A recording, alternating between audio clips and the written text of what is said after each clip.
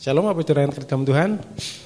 Puji Tuhan, mari kita bersama-sama buka Alkitab kita. Kita akan baca firman Tuhan dari kitab 1 Raja-Raja pasal yang ke-12. Kita akan baca ayat 25 sampai dengan ayat yang ke-33. Saya akan bacakan. Kemudian Yerobeam memperkuat Sikem di pegunungan Efraim, lalu diam di sana. Ia keluar dari sana lalu memperkuat Penuel. Maka berkatalah Yerobeam dalam hatinya, kini mungkin kerajaan itu kembali kepada keluarga Daud. Jika bangsa itu pergi mempersembahkan korban sembelihan di rumah Tuhan di Yerusalem, maka tentulah hati bangsa ini akan berbalik kepada tuan mereka, yaitu Rehabeam, Raja Yehuda.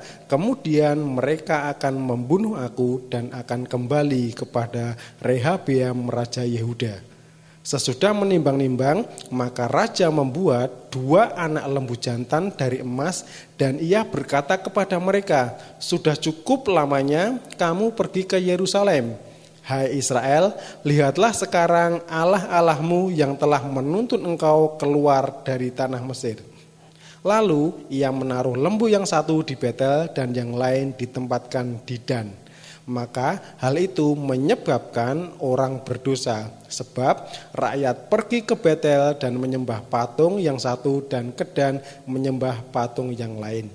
Ia membuat juga kuil-kuil di atas bukit-bukit pengorbanan dan mengangkat imam-imam dari kalangan rakyat yang bukan dari Bani Lewi.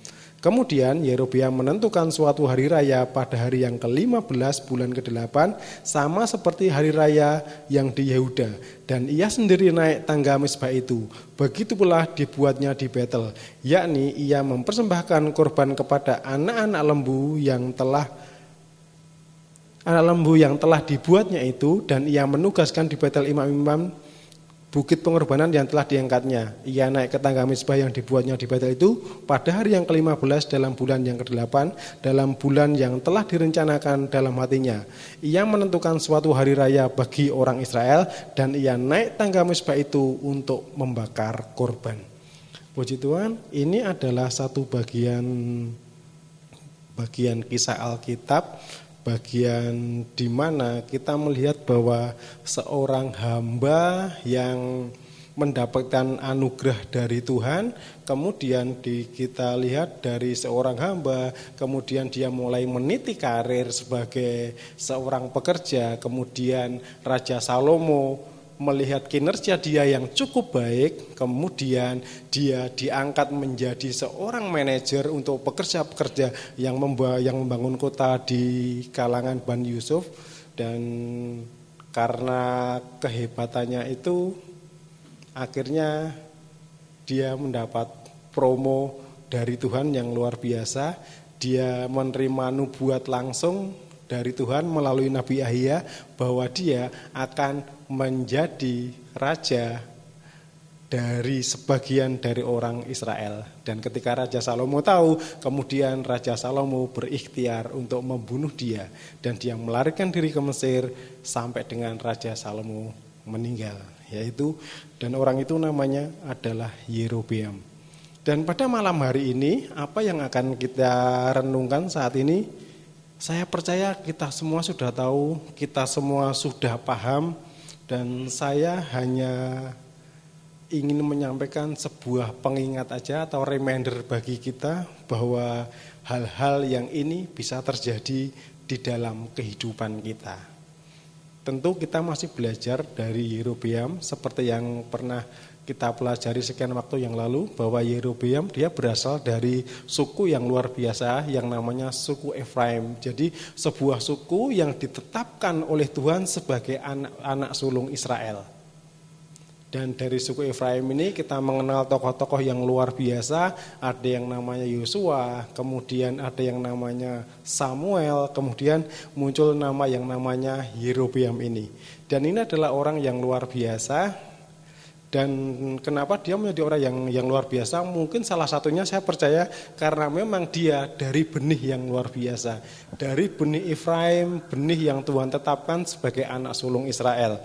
Dan Dan sebagai anak sulung, dia tentu ada hal-hal yang luar biasa yang Tuhan kerjakan melalui suku Efraim ini. Sehingga ketika Musa keluar dari tanah Mesir, dia sebagai imam, dia dari orang Lewi, tapi siapa yang bisa membawa masuk ke tanah Kanaan? Yaitu Yosua sebagai dari suku Efraim bersama dengan Kaleb dari suku Yehuda. Sedangkan Yehuda itu dari Tuhan dinubuatkan bahwa dia yang akan mewarisi tongkat kerajaan. Artinya apa? Kesulungan itu milik Efraim, tetapi yang namanya berkat kerajaan itu yang punya adalah Yehuda.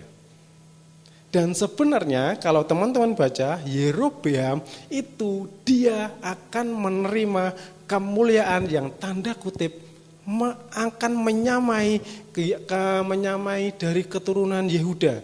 Kenapa? Ketika Salomo mulai jatuh dalam dosa, kemudian Tuhan tidak berkenan dengan kehidupan Raja Salomo, Tuhan sendiri mengatakan bahwa kerajaan itu akan pecah, bukan pada masa Salomo tetapi pada masa anaknya.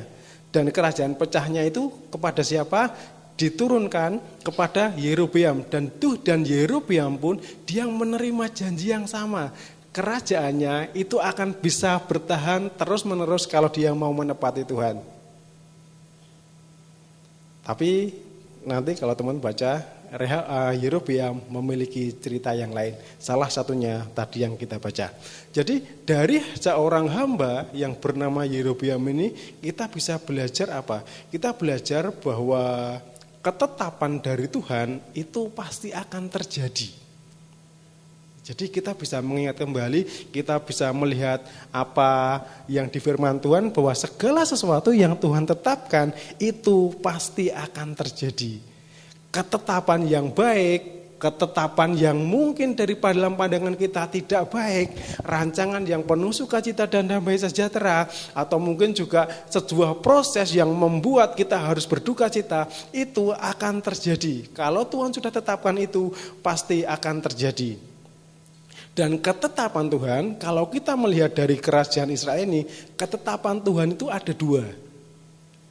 Yang pertama, ketetapan yang diberikan kepada Rehabeam atau kepada keturunan Salomo, bahwa keturunan Salomo tetap akan memerintah kerajaan Israel, akan ada bagian yang akan mereka perintah, tetapi pemerintahnya itu akan dibagi dua.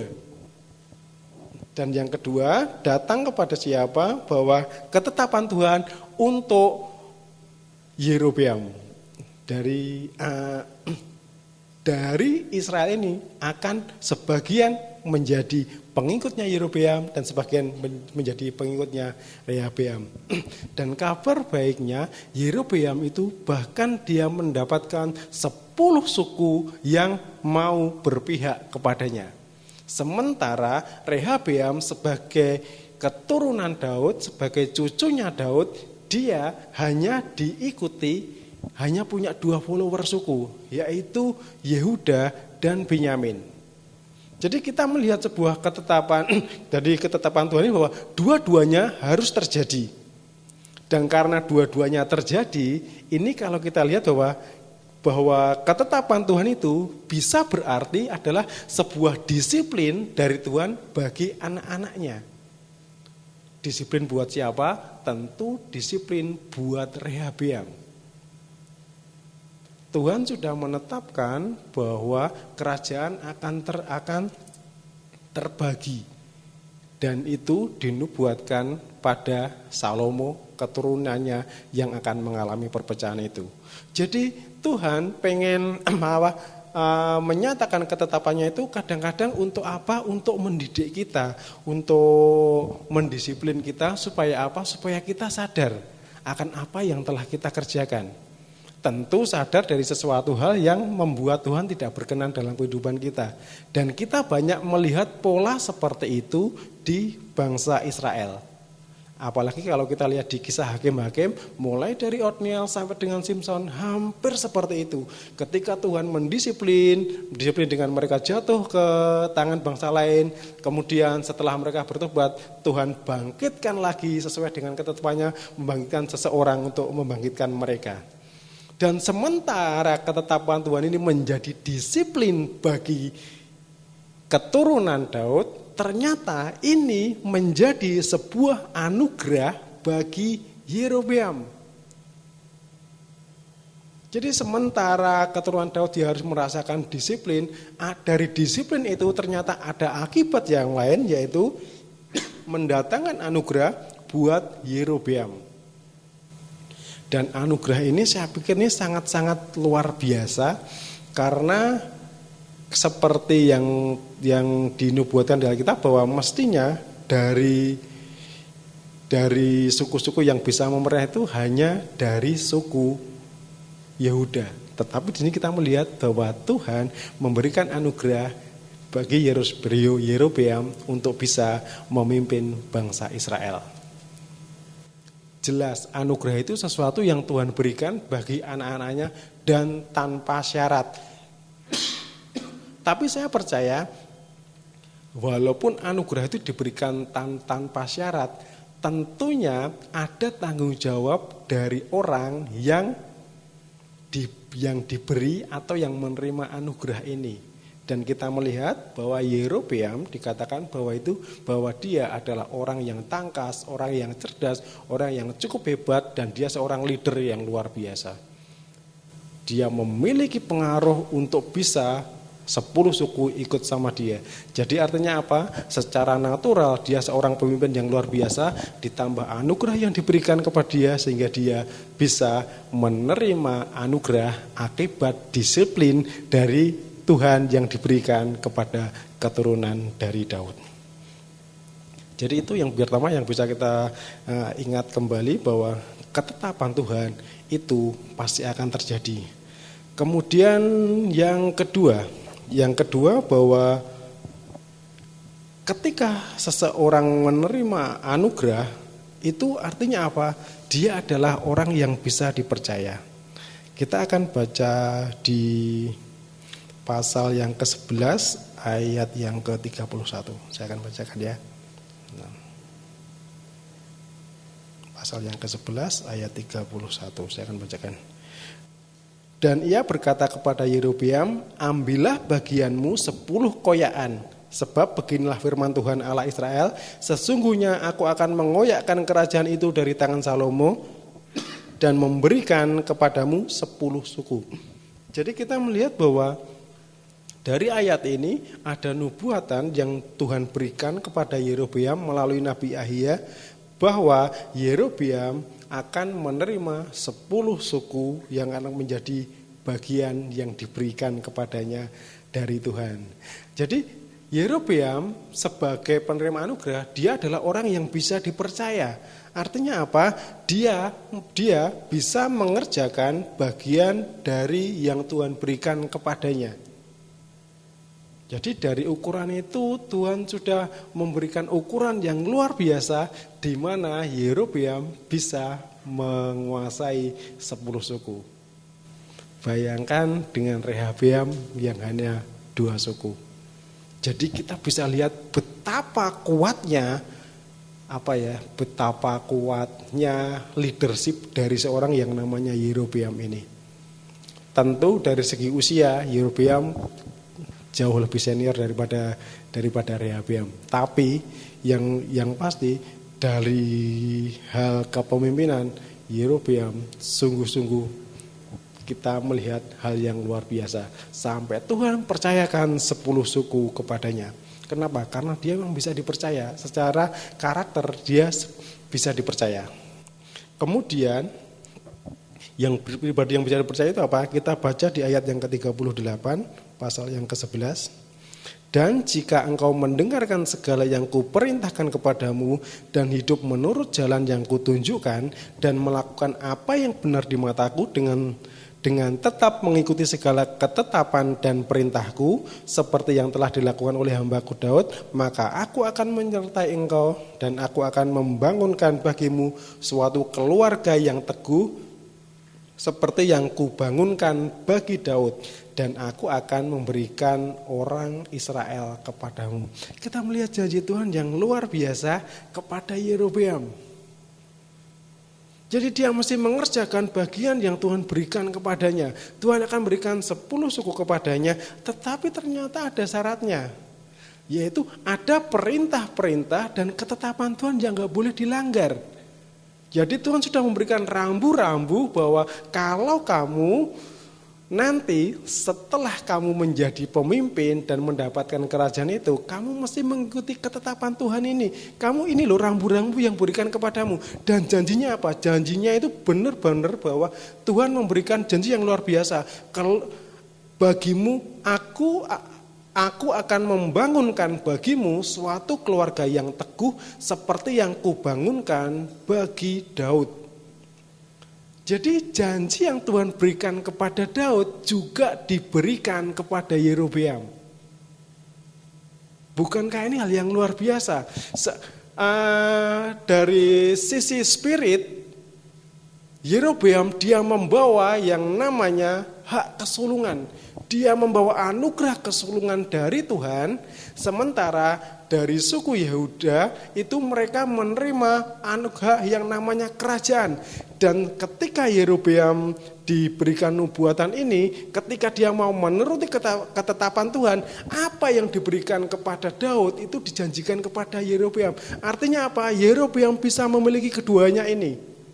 Selain dia memiliki hak kesulungan sebagai pribadi yang diutamakan, Yerobeam juga bisa mewarisi tongkat kerajaan seperti yang Tuhan berikan kepada Daud.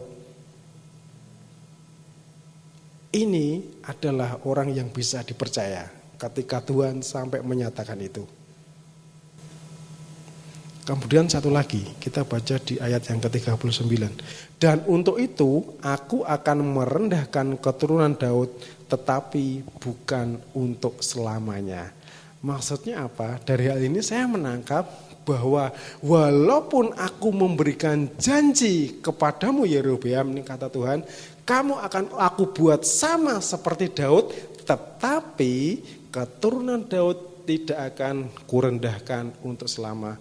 Artinya apa? Yerobeam punya tanggung jawab bahwa apa yang dia terima ini adalah anugerah, bukan karena dia hebat, bukan karena dia luar biasa, tetapi semata-mata bahwa ada disiplin Tuhan bagi keturunan Daud sehingga anugerah itu bisa datang kepadanya. Sehingga Yerobeam mempunyai kewajiban untuk apa? Untuk menghormati dan menjaga relasi dengan saudaranya dari suku Yehuda. Jadi sebagai pribadi yang dipercaya untuk bisa menerima anugerah, Yerobeam mesti mengerjakan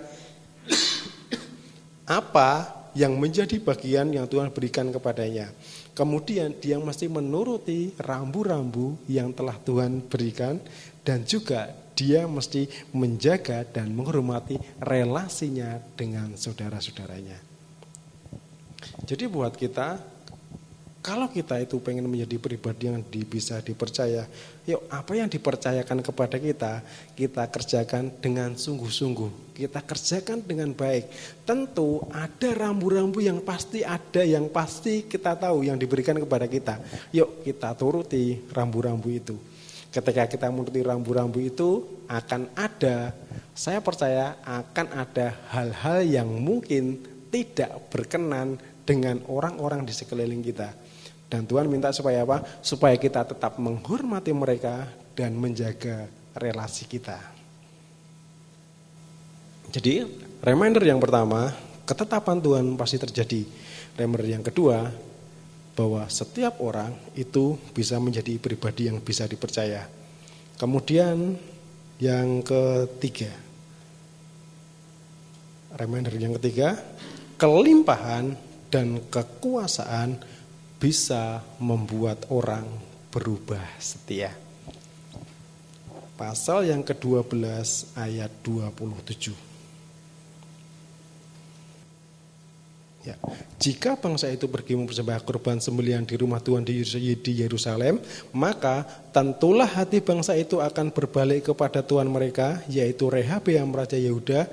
Kemudian mereka akan membunuh aku dan kembali kepada Rehabeam Raja Yehuda. Jadi ketika seseorang diberikan kepercayaan sehingga dia sampai memiliki kelimpahan berkat dan kekuasaan, ternyata itu bisa membuat dia berubah setia. Yang pertama, apa yang bisa membuat dia berubah setia, yaitu ketika mulai timbul rasa khawatir. Khawatir apa?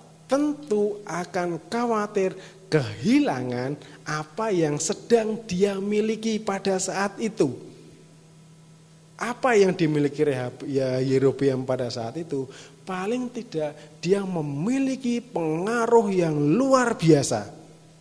Sehingga dia bisa mengumpulkan 10 suku untuk percaya kepada kepemimpinannya. Tetapi ada hal yang dia khawatirkan, bahwa suatu saat mereka ini bisa kembali kepada saudaranya, yaitu Rehabeam di kerajaan selatan. Kita baca di ayat yang ke-26. Maka berkatalah Yerobeam dalam hatinya, kini mungkin kerajaan itu akan kembali kepada Daud. Jadi Yerobeam dia mulai lupa dan mulai ragu dengan apa yang Tuhan janjikan kepadanya. Yang Tuhan janjikan kepadanya itu sangat clear dan sangat jelas, bahwa Tuhan akan membangkitkan keluarga Yerobeam seteguh keluarganya Daud. Dengan rambu-rambu yang tadi sudah kita baca. Jadi ada janji Tuhan yang diberikan, ada petunjuk yang Tuhan berikan, ada rambu-rambu yang Tuhan tunjukkan supaya Yerobeam tetap bisa memiliki apa yang Tuhan janjikan kepadanya. Tapi dari ayat 26 ini kita melihat bahwa Yerobeam dia mulai ragu. Dia mulai berpikir, kini mungkin kerajaan itu kembali kepada keluarga Daud. Jadi dia mulai ragu dengan janji Tuhan. Dia seorang pemimpin yang luar biasa. Dia orang yang hebat. Dia punya pengaruh yang luar biasa. Tetapi ketika dia melihat realita, bisa saja ya. Ini orang-orang yang kau pimpin akan kembali kepada Tuhan mereka yang lama. Bagaimana mereka bisa kembali? Karena yang namanya orang Israel, tempat penyembahan mereka itu cuma ada satu, yaitu di kota Yerusalem.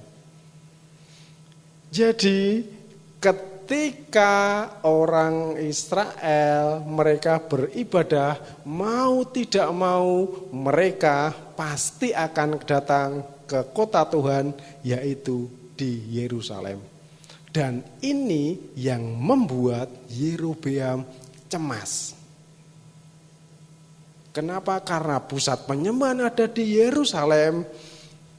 Dia khawatir karena sering datang ke Yerusalem, mungkin karena semua orang datang ke Yerusalem, mereka melihat progres perkembangan Yerusalem yang luar biasa nantinya, sehingga mereka nggak mau balik lagi ke kerajaan Israel, tapi mereka kembali ke Yerusalem. Jadi itu yang ditakutkan oleh Yerobeam. Padahal Tuhan janjikan, kalau kamu menuruti rambu-rambu yang aku tunjukkan, itu tidak akan terjadi. Dan kita lihat apa yang dilakukan oleh Yerobeam, ada hal yang sangat-sangat luar biasa. Dia membuat anak lembu emas, satu ditaruh di Betel dan satu ditaruh di Dan. Apa kampanye yang dia kerjakan? Inilah Allahmu yang menuntut engkau keluar dari tanah Mesir. Kalimat yang sama persis yang dia kutip dari apa yang dikatakan oleh Nabi Harun. bahwa ketika Harun membuat lembu emas, dia juga sama. Israel, lihatlah, ini Allahmu yang menuntut engkau keluar dari tanah Mesir. Dan kalimat ini diduplikat oleh Yerobeam untuk menyatakan bahwa ketika dia membuat 2 buah patung, satu ditaruh di Betel dan satu di Dan, bahwa ini yang melepaskan kalian keluar dari tanah Mesir. Sembahlah dia, kalian tidak perlu ke Yerusalem lagi.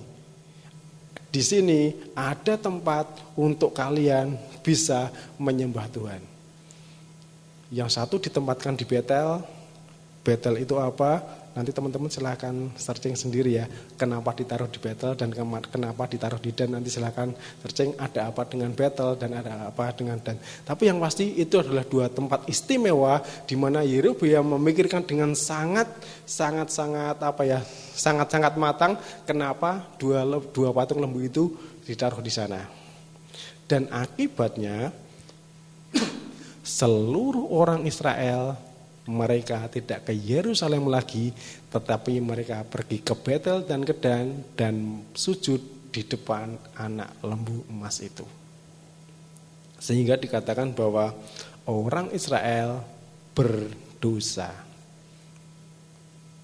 Dan karena ini Alkitab mencatat kembali di kisah-kisah raja berikutnya, ketika menyebutkan nama Yerobeam selalu dikatakan bahwa ia melakukan apa yang jahat di mata Tuhan, seperti Yerobeam bin Nebat, dan seterusnya dan seterusnya. Nanti teman-teman bisa cek. Jadi ketika sebuah kejahatan, pasti komparasinya adalah dengan apa yang dikerjakan oleh Yerobeam. Kejahatannya apa? Yaitu menahan orang Israel untuk datang menyembah Tuhan di Yerusalem dan mendirikan patung atau anak lembu emas di kota lain untuk orang Israel sujud kepadanya. Itu yang kesalahan yang Alkitab catat, kesalahan yang sangat besar yang dilakukan oleh Yerobeam. Nah, jadi buat kita apa?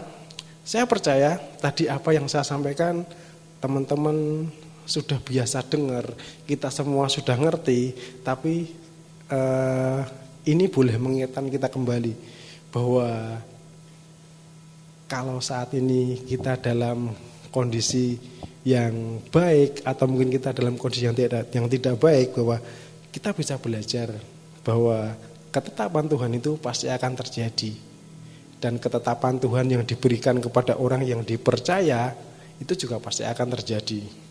Yang dipercaya itu yang bagaimana toh? Yang mau mengerjakan sesuai dengan bagian yang diberikan, kemudian yang mau mengikuti perintah dan rambu-rambu yang Tuhan berikan, serta yang menjaga relasi dengan saudara-saudaranya. Dan yang selanjutnya, reminder yang ketiga apa? Bahwa ketika kita menikmati segala sesuatu yang baik, ketika kita menikmati segala sesuatu yang membuat kita nyaman, itu juga mesti menjadi waring bagi kita, karena itu bisa saja membuat kita berubah setia. Buktinya siapa? Buktinya adalah Yerobeam.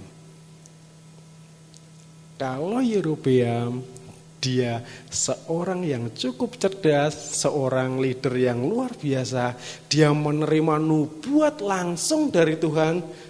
Jadi dia mengerti apa yang Tuhan katakan itu dari nabinya sendiri yang dinubuatkan, dan dia melihat sendiri dan merasakan sendiri apa yang dinubuatkan kepadanya itu terjadi, toh dia bisa berubah setia. Kalau Yerobeam yang sedemikian mendapat konfirmasi dari Tuhan, dia bisa berubah setia. Jadi ini pengingat buat kita bahwa hal-hal apa yang dinikmati seperti Yerobeam itu bisa membuat Yerobeam berubah setia dari Tuhan. Tentu itu reminder yang baik buat kita supaya apapun yang kita alami bahwa kita ingat bahwa kita mestinya tetap setia kepada Tuhan.